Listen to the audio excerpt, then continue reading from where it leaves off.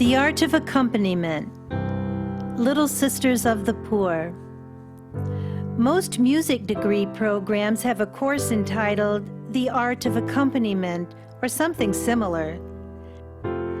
Keyboard instrumentalists are taught how to skillfully play along with the soloist. The accompanist isn't the one in the limelight, the soloist is. The accompanist's job is to highlight and support the soloist. What does this have to do with us? What do we have that we can share with you? What can we pass on to you that will enrich your way of thinking, your way of acting? Well, we accompany. For over 160 years, our mandate from the Church has been to accompany elderly people with limited means from the moment they first seek us out until the moment we accompany them to the threshold of death. It's not just our job, it's our life, and it's so important to us that we would like to share it with you. Why? What does it have to do with you? We're convinced that it will enrich your relationships with older persons and anyone you're called to walk with. We're convinced that it will give you courage to reverse the growing culture of death which pervades our society. Lastly, we're convinced that the model of accompaniment can change the way you view elder care and inspire you to do something about it. Accompanying by heart.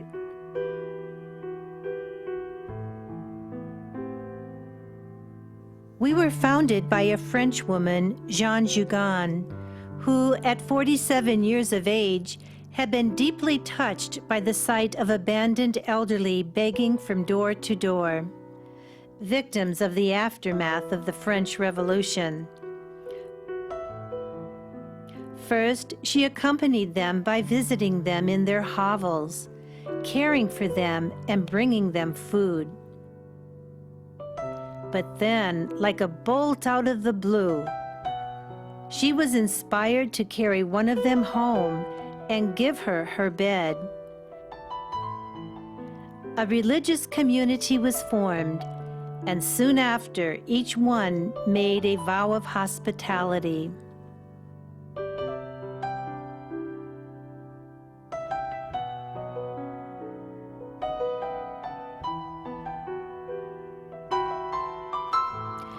In our constitutions, that is, the guidelines we live by, it's described this way.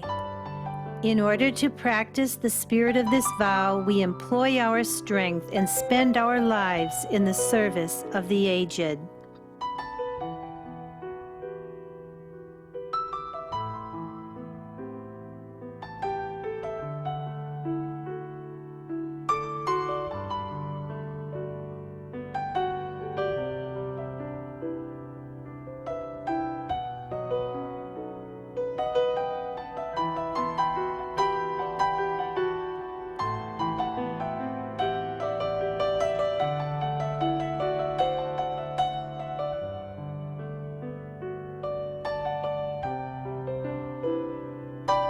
Without sparing fatigue or labor, we serve them day and night with promptitude and love, with the same spirit of religion that we would have in serving Jesus Christ himself.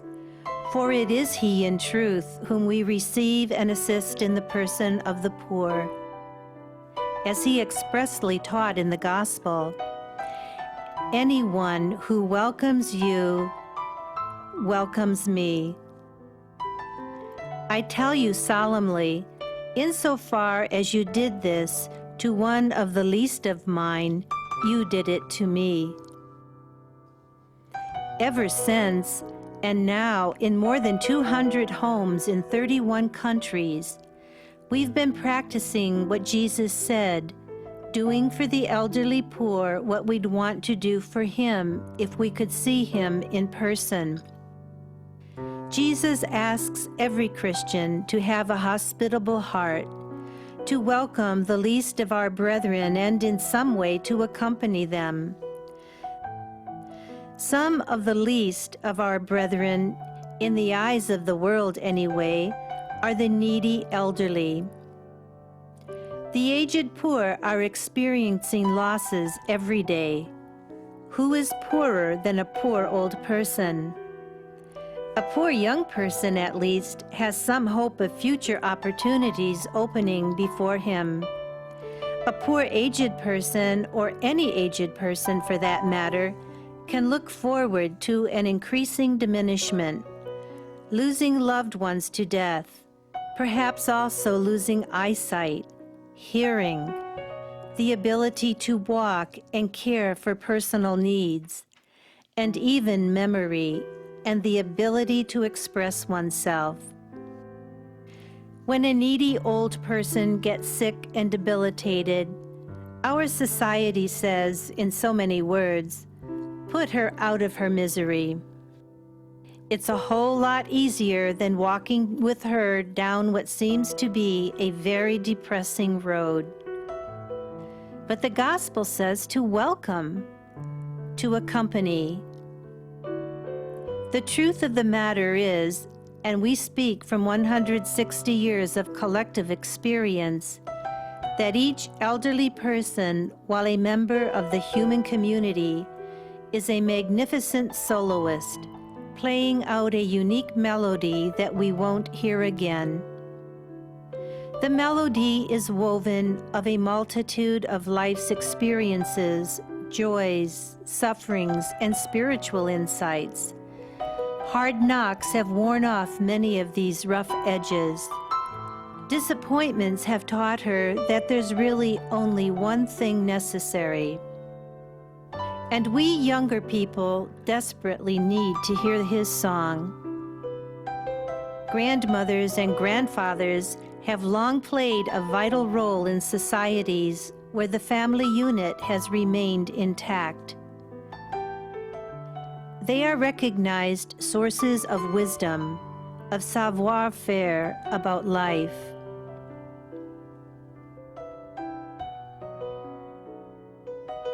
Younger people need them as anchors as they make their way through an often intimidating world. God gave them elders to teach them how to be loving mothers and fathers, faith-filled people and responsible citizens. In our society, where older people have often been distanced from the extended family, we need to get back in touch with these God-given sources of knowledge and wisdom.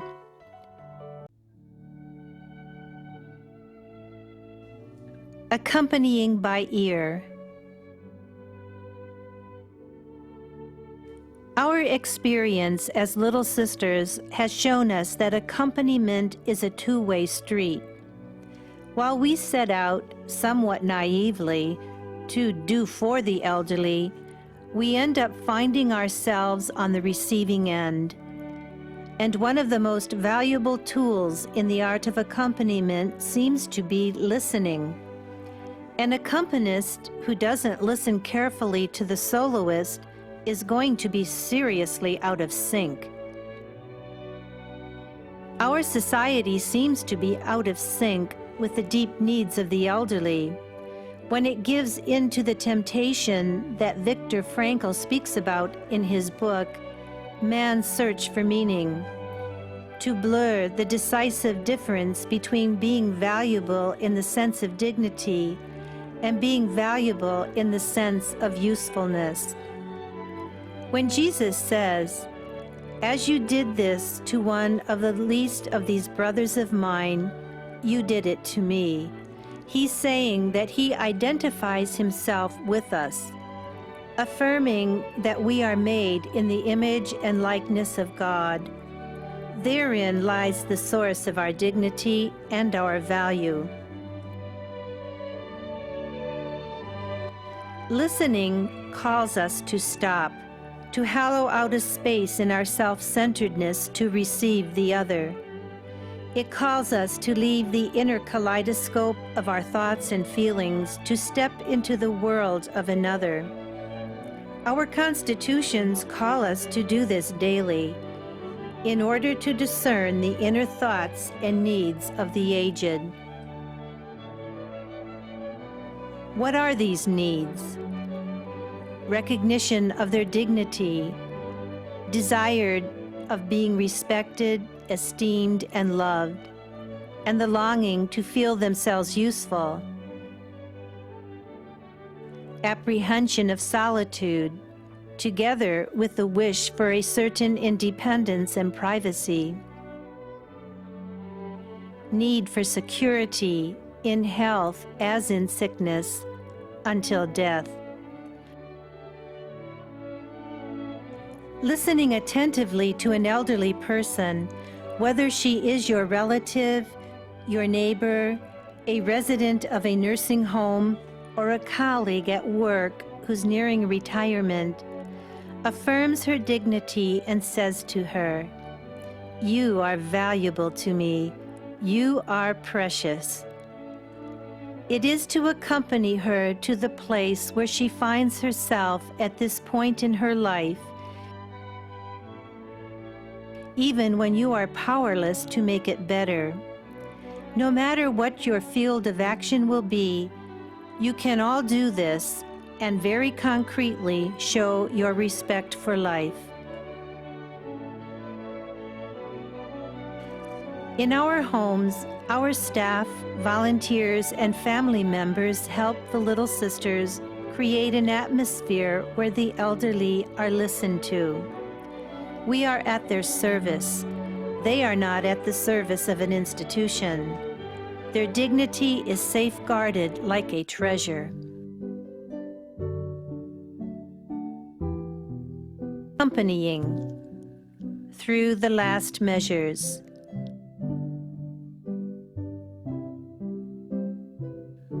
One day, each of us will reach a threshold which no one else can cross with us.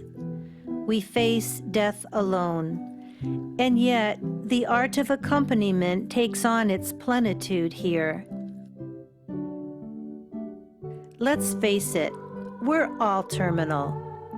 And for the elderly person, death looms closer and closer every year. Some may feel the way Cardinal Joseph Bernardin did when he was diagnosed with inoperable cancer. Initially, I felt as though floodwaters were threatening to overwhelm me. For the first time in my life, I truly had to look death in the face. In one brief moment, all my personal dreams and plans for the future had to be put on hold. I found the nights to be especially long, a time for various fears to surface. I sometimes found myself weeping.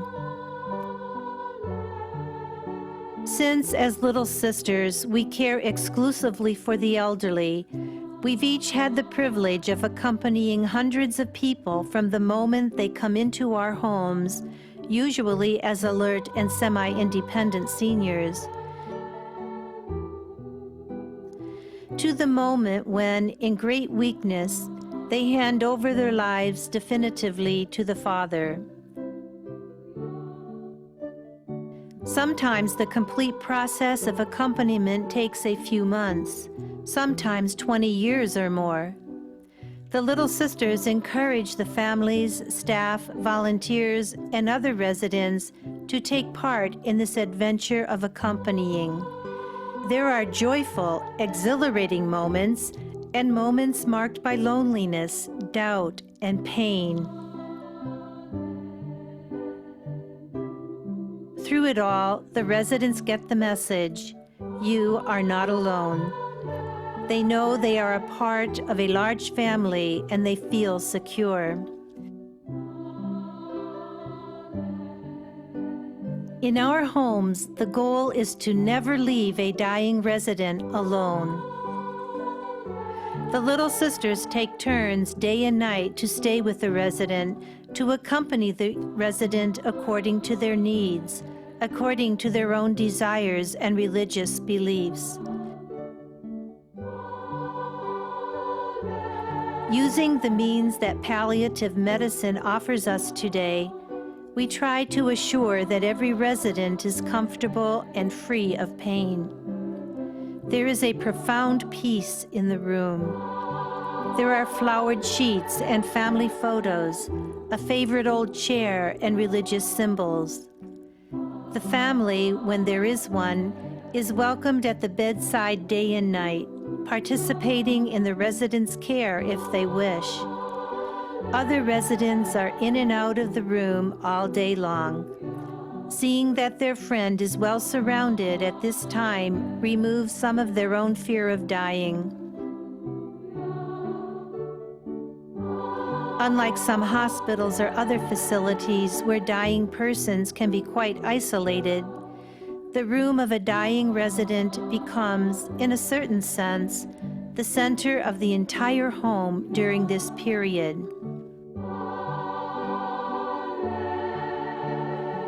There is, perhaps unspoken, the same message being relayed as that expressed by Dame Cicely Saunders, founder of the first modern hospice in London in 1968. You matter until the last moment of your life, and we will do all that we can not only to help you die peacefully, but to help you live until you die.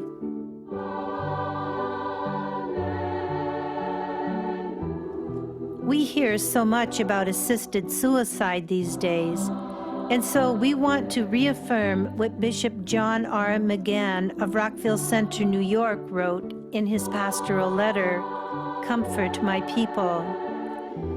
People who asked for help to commit suicide are almost always really longing for something else.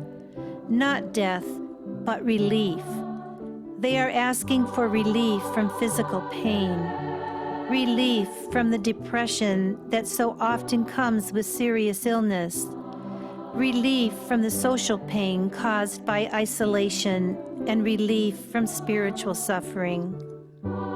They are asking for help. In our homes, where the residents are accompanied, we almost never hear a request to end it all.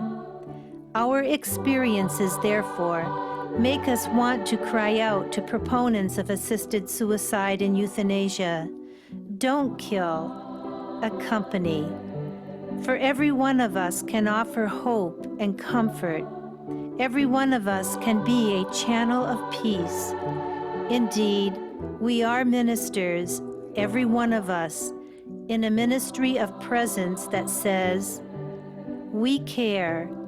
You are not alone."